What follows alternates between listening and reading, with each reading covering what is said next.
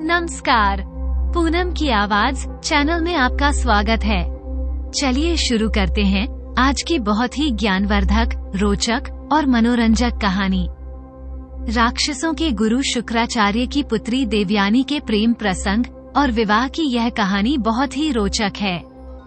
पौराणिक कथाओं से पता चलता है कि प्राचीन काल में देवताओं और राक्षसों के बीच कई युद्ध हुए। इन युद्धों में कभी देवता जीतते और कभी राक्षसों की जीत होती। लेकिन एक समय ऐसा आया कि राक्षसों की शक्ति बहुत तेजी से बढ़ने लगी। इसका कारण था मृत संजीवनी विद्या। राक्षसों के गुरु शुक्राचार्य को भगवान शिव के आशीर्वाद से मृत संजीवनी विद्या का ज्ञान मिल गया था। अब युद्ध में जो राक्षस मर जाते, उनके गुरु शुक्राचार्य उन्हें फिर से जीवित कर देते। देवताओं के लिए ये बड़ी समस्या बन गई। देवताओं को ये समझ नहीं आ रहा था कि इस समस्या का क्या उपाय किया जाए। देवताओं के गुरु बृहस्पति भी इस विद्या से अनजान थे, अर्थात वे भी इस विद्या को नहीं जानते थे। बहुत सोच विचार करने के बाद देवगुरु बृहस्पति को एक उपाय सूझा। उन्होंने अपने पुत्र कच्छ को बुलाया और उसे कहा कि वो जाकर गुरु शुक्राचार्य का शिष्य बन जाए और मृत संजीवनी विद्या सीखने का प्रयास करें। कच्छ बृहस्पति की तीसरी पत्नी ममता के पुत्र थे। बृहस्पति जानते थे कि ये कार्य इतना आसान नहीं होगा। उन्होंने अपने पुत्र कच्छ से कहा कि अगर वह किसी प्रकार शुक्राचार्य की सुंदर पुत्री देवयानी को प्रभावित या आकर्षित कर लेता है तो हो सकता है कि ये काम आसान हो जाए। अपने पिता के आदेश का पालन करने के लिए कच्छ दैत्य गुरु शुक्राचार्य के पास पहुंचा और उनके पास जाकर गुरु शुक्राचार्य का शिष्य बन गया। कच्छ देखने से ही एक तेजस्वी और बुद्धिमान युवक प्रतीत होता था। उनकी सुंदरता और शौर्यता को देखकर शुक्राचार्य की पुत्री देवयानी मन ही मन उन पर मोहित हो गई। देवयानी कच्छ को मन ही मन चाहने लगी, पर यह बात उसने किसी से कही नहीं। इसी बीच राक्षसों को ये बात पता चल गई कि देवताओं के गुरु का पुत्र कच्छ शुक्राचार्य से शिक्षा ले रहा है। दैत्यों को कच्छ के आने पर यह आभास हो गया था कि कच्छ वहां मृत्यु संजीवनी विद्या सीखने आया है। दैत्यों ने सोचा कि यदि कच्छ ने संजीवनी विद्या सीख ली तो उनके लिए घातक सिद्ध हो सकता है। राक्षसों ने निर्णय लिया कि कच्छ का जीवित रहना विनाशकारी हो सकता है, इसलिए वह चुपचाप कच्छ को मारने की योजना बनाने लगे। एक दिन राक्षसों ने कच्छ को पकड़कर उसका वध कर दिया। जब देवयानी को कच्छ के वध की सूचना मिली तो वो सहन नहीं कर सकी। उसने अपने पिता से कच्छ को फिर से जीवित करने को कहा। देवयानी ने रो रो कर पिता से कच्छ को पुनर्जीवित करने की याचना की। गुरु शुक्राचार्य पुत्री देवयानी की कच्छ के प्रति प्रेम भावनाओं को समझ गए और हारकर उन्होंने कच्छ को फिर से जीवित कर दिया। जैसे ही दैत्यों को पता लगा तो राक्षस इस बात से चिढ़ गए। उन्होंने कुछ दिन बाद कच्छ को फिर से मृत्यु के घाट उतार दिया। लेकिन शुक्राचार्य भी क्या करते। पुत्री मोह में उन्होंने कच्छ को फिर से जीवित कर दिया।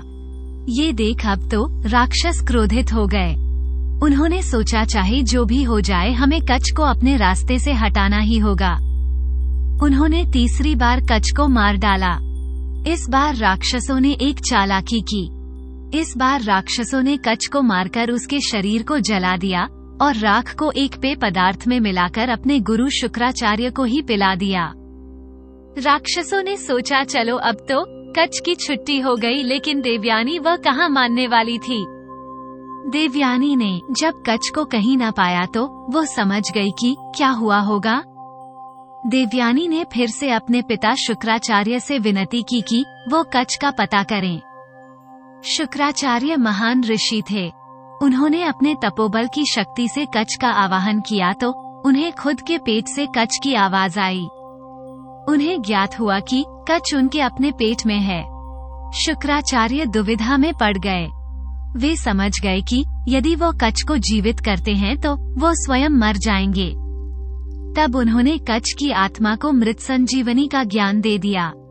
कच्छ अपने गुरु शुक्राचार्य का पेट फाड़कर बाहर आ गया और शुक्राचार्य मर गए। तब कच्छ ने मृत संजीवनी विद्या का प्रयोग किया और गुरु शुक्राचार्य को जीवित कर दिया। कच्छ ने शुक्राचार्य को जीवित करके अपने शिष्य के धर्म को निभाया। इसलिए शुक्राचार्य ने कच्छ को आशीर्वाद दिया। देवयानी कच्छ को देखकर अत्यंत प्रसन्न हुई और उसने कच्छ से विवाह करने की इच्छा जताई। जवाब में कच्छ ने सत्य का उद्घाटन किया। उसने कहा कि उसके यहाँ आने का उसका उद्देश्य मृत संजीवनी विद्या का ज्ञान प्राप्त करना था। उसका उद्देश्य पूरा हो चुका है, इसलिए अब उसके देवलोक वापस जाने का समय आ गया है और अब वह वापस देवलोक जा रहा है। इसके साथ ही कच्छ ने ये भी कहा कि चूंकि वह शुक्राचार्य के पेट से निकला है, इसलिए शुक्राचार्य उसके पिता समान हुए। वो शुक्राचार्य के पुत्र समान है और इस प्रकार से मैं तुम्हारे भाई समान हूँ। इस प्रकार देवयानी कच्छ की बहन हुई, इसलिए वह अपनी बहन से शादी कैसे कर सकता है।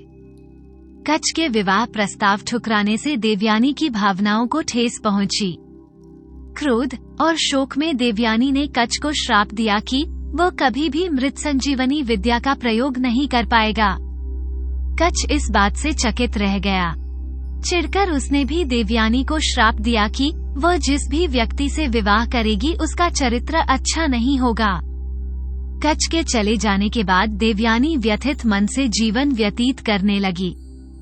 एक बार की बात है कि दैत्यराज वृषपवा की पुत्री राजकुमारी शर्मिष्ठा और गुरु शुक्राचार्य की पुत्री देवयानी अपनी सखियों के साथ अपने बाग में घूम रही थी। शर्मिष्ठा अति सुंदर राज्यपुत्री थी तो देवयानी असुरों के महागुरु शुक्राचार्य की पुत्री थी।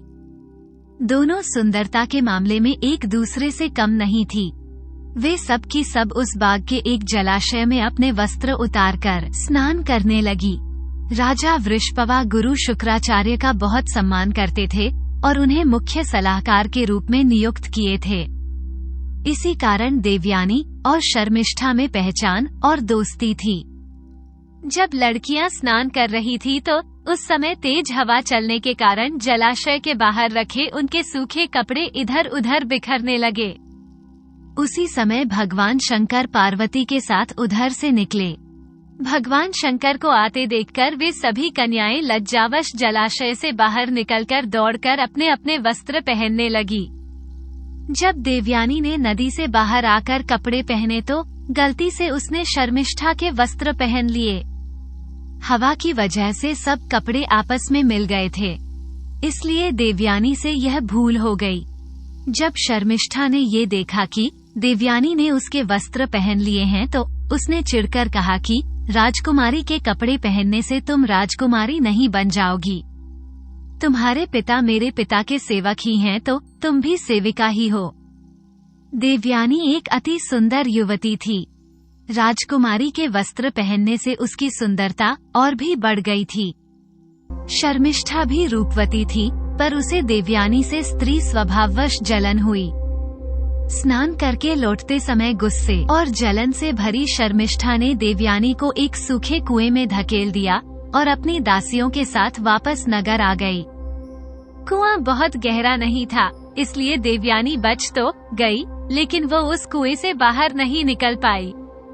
कुएं में गिरने से लगी चोट से कराहती देवयानी बचाव की गुहार लगाने लगी। संयोगवश उस समय उसी जंगल में युवा राजा ययाति शिकार खेल रहे थे। राजा ययाति महान प्रतापी राजा नहुष के पुत्र थे। जब ययाति कुएं के पास से गुजरे तो उन्होंने कुएं से आ रही देवयानी की करुण पुकार सुनी। राजा ययाति ने देवयानी का हाथ पकड़कर कुएं से बाहर निकालकर उसकी प्राण रक्षा की। राजा ययाति एक सुदर्शन पुरुष थे। उनके सुंदर व्यक्तित्व से प्रभावित होकर देवयानी प्रेम पूर्वक राजा ययाति से बोली, हे आर्य, आपने मेरा हाथ पकड़ा ही है तो अब छोड़िए नहीं। मैं आपको अपने पति रूप में स्वीकार करती हूँ। आप भी मुझे पत्नी रूप में स्वीकार कीजिए। हे क्षत्रिय श्रेष्ठ, यद्यपि मैं ब्राह्मण पुत्री हूँ, किंतु गुरु बृहस्पति के पुत्र कच्छ के शाप के कारण मेरा विवाह ब्राह्मण कुमार के साथ नहीं हो सकता। इसलिए आप मुझे अपनी तकदीर का भोग समझकर स्वीकार कीजिए। ययाति भी देवयानी के रूप और यौवन पर मुग्ध थे।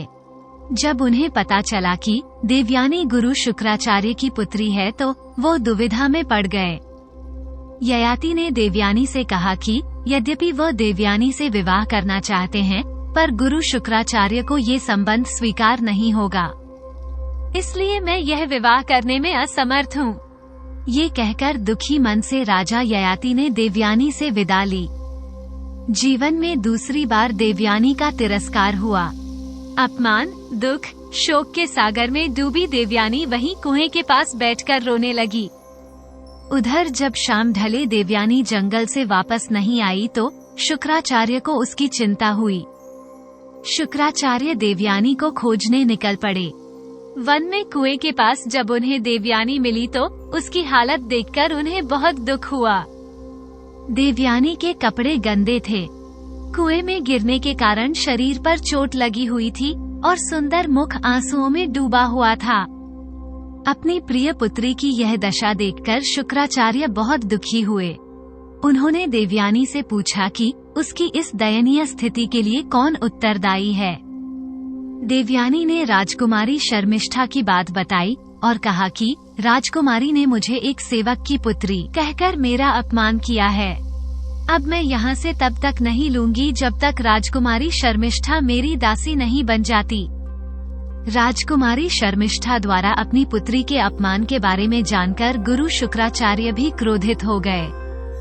ये जानते हुए भी कि उनकी पुत्री देवयानी की राजकुमारी शर्मिष्ठा को अपनी दासी बनाने की इच्छा अनुचित है। गुरु शुक्राचार्य इस स्थिति में अपनी प्रिय पुत्री को नहीं कह पाए। शुक्राचार्य ने राजा वृषपवा को संदेश भेजा कि अब वो उनके राज्य में वापस नहीं लौटेंगे। राजा वृषपवा ये बात जानते थे कि गुरु शुक्राचार्य के बिना असुरों का पतन निश्चित था। ये बात राजकुमारी शर्मिष्ठा भी अच्छे से जानती थी। शुक्राचार्य का संदेश पाकर दैत्यराज वृषपवा अपने गुरुदेव के पास आकर अनेक प्रकार से मानमनौवल करने लगे। बड़ी मुश्किल से शुक्राचार्य का क्रोध शांत हुआ और वे बोले, हे दैत्यराज, मैं आपसे किसी प्रकार से रुष्ट नहीं हूँ, किंतु मेरी पुत्री देवयानी अपने हुए अपमान के कारण अत्यंत रुष्ट है।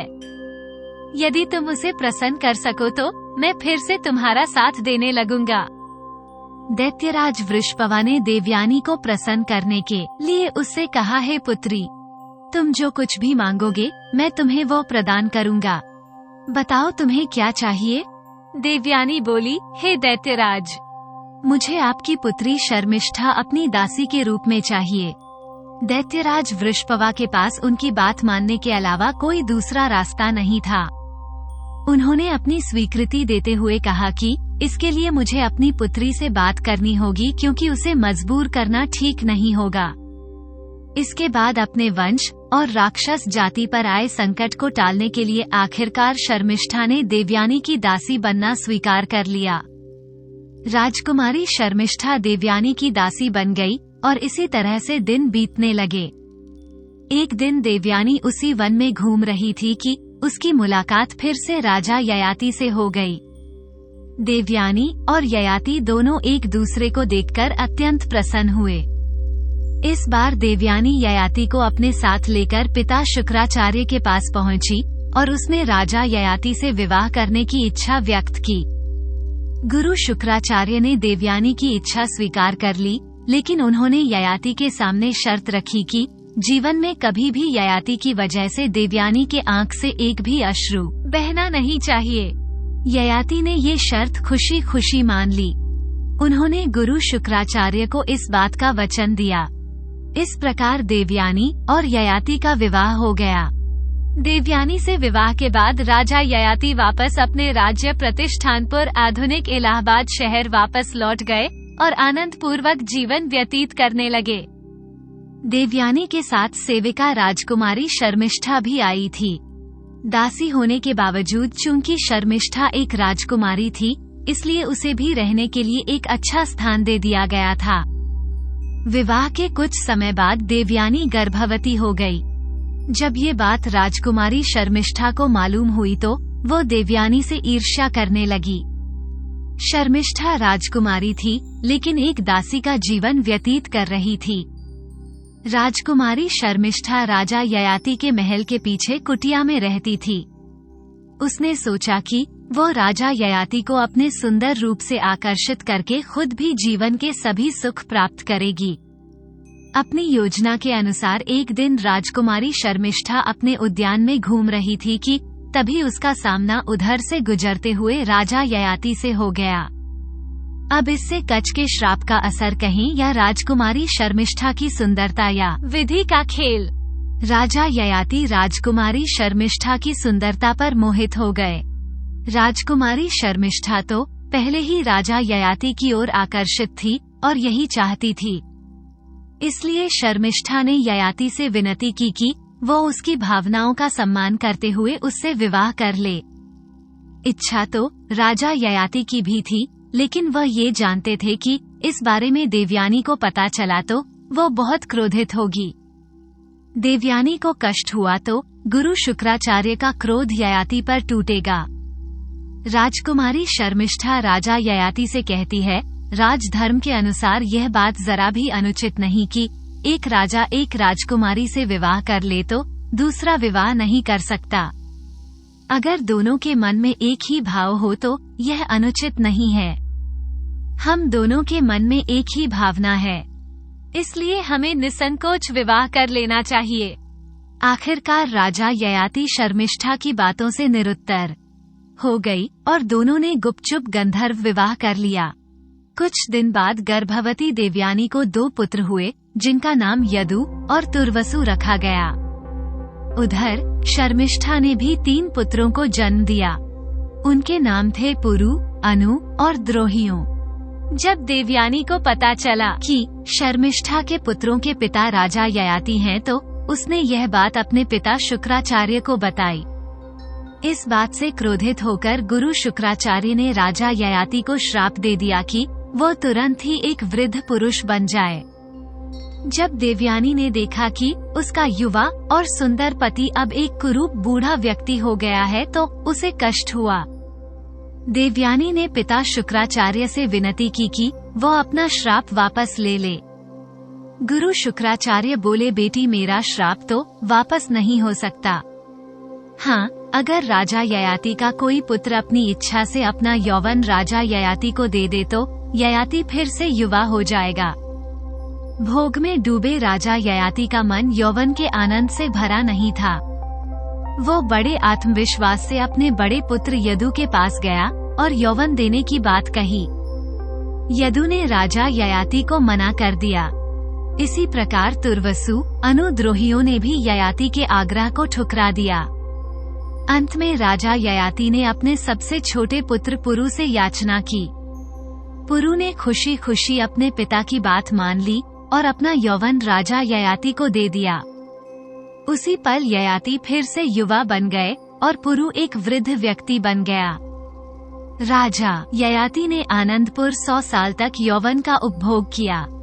100 वर्ष पूरे होने के बाद भी ययाति ने जब अपने को असंतुष्ट पाया तो वो सोच में पड़ गया। तब उसे समझ आया कि इच्छाओं का कोई अंत नहीं है। लाख मन की कर लूं, मगर फिर कोई नई इच्छा पैदा हो जाती है। ये सब सोचकर उन्हें अचानक वैराग्य हो गया।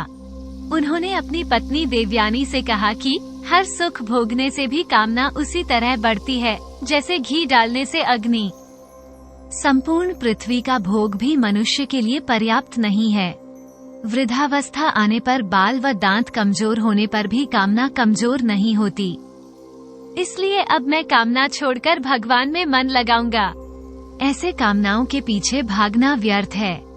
इसके बाद राजा ययाति ने अपने पुत्र पुरु के पास वापस जाकर उसे उसका यौवन वापस करने की सोची।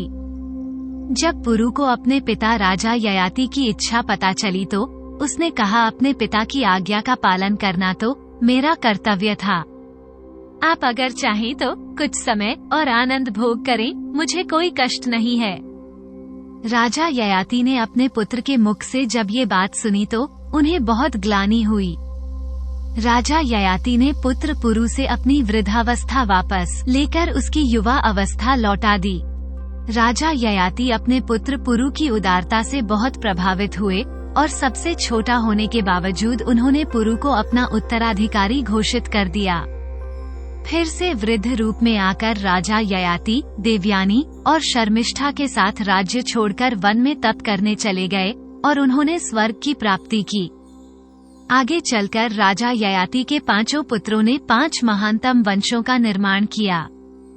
राजा यदु ने यदु यानी यादव वंश, राजा तुर्वसु ने यवन वंश, राजा अनु ने लेज वंश, राजा द्रोहियों ने भोज वंश और राजा पुरु ने पौरव वंश या कुरु वंश का निर्माण किया।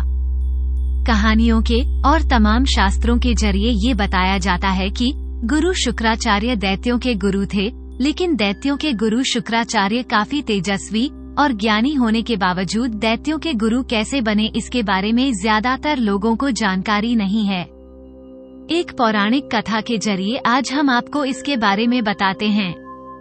पौराणिक कथा के अनुसार गुरु शुक्राचार्य महर्षि भृगु के पुत्र और भगवान विष्णु के भक्त प्रहलाद के भांजे थे।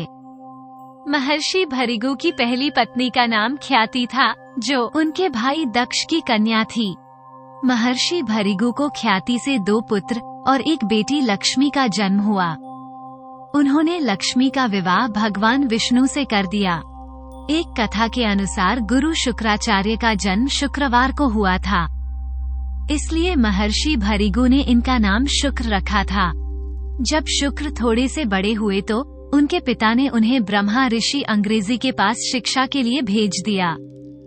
अंग्रेजी ब्रह्मा के मानस पुत्रों में सर्वश्रेष्ठ थे और उनके एक पुत्र बृहस्पति थे, जो बाद में देवों के गुरु बने। अंग्रेजी के पास उनके पुत्र बृहस्पति के साथ ही शुक्राचार्य भी पढ़ते थे। माना जाता है कि शुक्राचार्य की बुद्धि बृहस्पति की तुलना में ज्यादा कुशाग्र थी, लेकिन फिर भी अंग्रेजी ऋषि के पुत्र होने की वजह बृहस्पति को ज्यादा अच्छी शिक्षा मिलती थी, जिसके चलते एक दिन शुक्राचार्य ईर्ष्यावश उस आश्रम को छोड़कर सनत ऋषि और गौतम ऋषि से शिक्षा लेने लगे। शिक्षा पूर्ण होने के बाद जब शुक्राचार्य को पता चला कि देवों ने बृहस्पति को अपना गुरु नियुक्त किया है, तो उन्होंने भी ईर्ष्यावश मन में दैत्यों के गुरु बनने की ठान ली। लेकिन उसमें सबसे बड़ी बाधा दैत्यों को देवों के हाथों हमेशा मिलने वाली पराजय थी। इस बाधा को दूर करने के लिए शुक्राचार्य मन ही मन ये सोचने लगे कि अगर वे भगवान शिव को प्रसन्न करके उनसे संजीवनी मंत्र प्राप्त कर लेते हैं तो वो दैत्यों को विजय दिलवा सकते हैं। इसके बाद उन्होंने भगवान शिव की कठोर तपस्या शुरू कर दी। उधर देवों ने मौके का फायदा उठाकर दैत्यों का संहार आरंभ कर दिया। शुक्राचार्य को तपस्या में जानकर दैत्य उनकी माता की शरण में चले गए। ख्याति ने दैत्यों को शरण दी और जो भी देवता दैत्य को मारने आता वे उसे मूर्छित कर देती या फिर अपनी शक्तियों से लकवाग्रस्त कर देती। ऐसे में दैत्य बलशाली हो गए और धरती पर पाप बढ़ने लगा। तब धरती पर पुनः धर्म की स्थापना के लिए भगवान विष्णु ने शुक्राचार्य की मां और भृगु ऋषि की पत्नी ख्याति का सिर सुदर्शन चक्र से काटकर दैत्यों के सहार में देवों की और समूचे जगत की मदद की। जब इस बात का पता शुक्राचार्य को लगा तो उन्हें भगवान विष्णु पर बड़ा क्रोध आया और उन्होंने मन ही मन उनसे बदला लेने की ठान ली। वो एक बार फिर भगवान शिव की तपस्या में लीन हो गए और कई सालों की घोर तपस्या के बाद भगवान शिव ने उन्हें संजीवनी मंत्र दे दिया। फिर शुक्राचार्य ने दैत्यों के राज्य को पुनः स्थापित कर अपनी मां की मृत्यु का बदला लिया। ऐसा माना जाता है कि तब से शुक्राचार्य और भगवान विष्णु एक दूसरे के शत्रु बन गए। लेकिन ये कथा यहीं समाप्त नहीं होती। उधर महर्षि भृगु को जब इस बात का पता चला कि भगवान विष्णु ने उनकी पत्नी ख्याति का वध कर दिया है, तो उन्होंने भगवान विष्णु को श्राप दे दिया कि उन्होंने एक स्त्री का वध किया है, इसलिए उनको बार बार पृथ्वी पर मां के गर्भ से जन्म लेना होगा और गर्भ में रहकर कष्ट भोगना पड़ेगा। इस श्राप से पहले भगवान वराह अवतार, मत्स्य अवतार, कुर्मा और नरसिंह अवतार लेकर प्रकट हुए थे। लेकिन श्राप के बाद उन्होंने भगवान परशुराम, भगवान राम, भगवान कृष्ण के रूप में जन्म लिया। तब उन्हें मां के पेट में रहकर पीड़ा झेलनी पड़ी। हालांकि बाद में शुक्राचार्य से बृहस्पति के पुत्र ने संजीवनी विद्या सीखकर उन्हीं का पतन किया। शुक्राचार्य के बारे में कुछ बातें इस प्रकार भी कही जाती हैं कि एक समय जब विष्णु अवतार त्रिविक्रम वामन ने ब्राह्मण बनकर राजा बलि से 3 पग धरती दान में मांगी तो उस वक्त शुक्राचार्य बलि को सचेत करने के उद्देश्य से जलपात्र की टोंटी में बैठ गए। जल में कोई व्याघात समझकर उसे सींग से भूत का निकालने के यत्न में इनकी आंख फूट गई। फिर आजीवन वे काने ही बने रहे। तब से इनका नाम एक अक्षता का द्योतक हो गया। इनके बारे में ये भी कहा जाता है कि शुक्राचार्य ने संजीवनी विद्या अपनी माता ख्याति से सीखी थी। इस विद्या द्वारा मृत शरीर को भी जीवित किया जा सकता है। शुक्राचार्य इस विद्या के माध्यम से युद्ध में आहत सैनिकों को स्वस्थ कर देते थे और मृतकों को तुरंत पुनर्जीवित कर देते थे। शुक्राचार्य ने रक्तबीज नामक राक्षस को महामृत्युंजय सिद्धि प्रदान कर युद्धभूमि में रक्त की बूंद से संपूर्ण देह की उत्पत्ति कराई थी। कहते हैं कि महामृत्युंजय मंत्र के सिद्ध होने से भी यह संभव होता है। ये भी कहा जाता है कि शुक्राचार्य द्वारा मृत संजीवनी का अनुचित प्रयोग करने के कारण भगवान शंकर को बहुत क्रोध आया। क्रोधवश उन्होंने शुक्राचार्य को पकड़कर निगल लिया। इसके बाद शुक्राचार्य शिवजी की देह से शुक्ल कांति के रूप में बाहर आए और अपने पूर्ण स्वरूप को प्राप्त किया। तब उन्होंने प्रियव्रत की पुत्री ऊर्जा सती से विवाह कर अपना नया जीवन शुरू किया। उससे उनको 4 पुत्र हुए। आशा करते हैं आपको हमारी ये कहानी पसंद आई होगी। आपको हमारी ये कहानी कैसी लगी कमेंट करके जरूर बताएं। आपको हमारी ये कहानी पसंद आई हो तो वीडियो को लाइक करें, चैनल को सब्सक्राइब करें। वीडियो को अंत तक देखने के लिए आपका बहुत बहुत धन्यवाद।